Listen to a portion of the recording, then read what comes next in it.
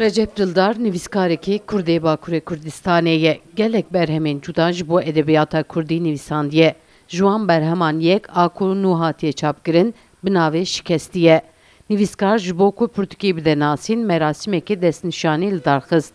Nivîskar di derbarê neveroka Pirtûkê de anî ziman ku behsa jiyana Suryaniyên ku ji aliyê dewleta Tirkî ve tehdê dîtine dike.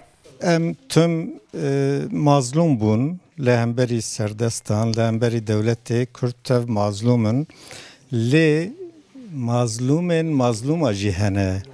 Min ev romanê de qehremanê min yekê Suryanî ye bi çi çavîl Kurda dinere, bi çi çavîl dewletê dinere. Min xwest ez vêya bînim ser ziman.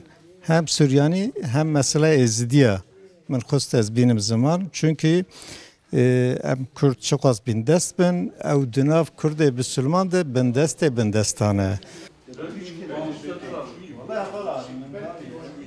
Li gorî nivîskar wekî Kurdan Suryaniyên Bakur jî dîroka bêbext jiyan e. Lewra dibêje Suryaniyên li Bakur him ji aliyê dewletê ve him jî ji aliyê Kurdên Bakur ve zehmetê kişandine.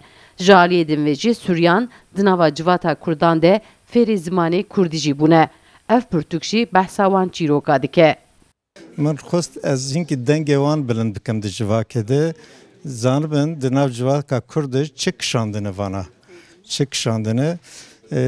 Qehremanê min jiyana wî bi Şêriyê ye, deşta Şêriyê û deşta Xerzan.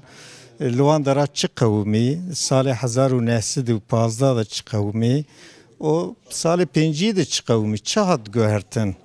Yani katliamek pir mezin pêk hat piştî wî çi bû?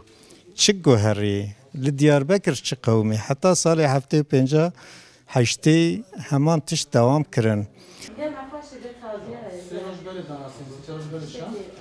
Pirtûka roman 235 rûpele ji aliyê weşanxaneya Darayê ve hatiye çapkirin. Di merasîma danasîna Pirtûkê de nivîskar ji bo xwendevanên Pirtûka Şikestîyê îmze li Pirtûkê jî dikir. Sevda Kaplan, Kurdistan TV, Amed.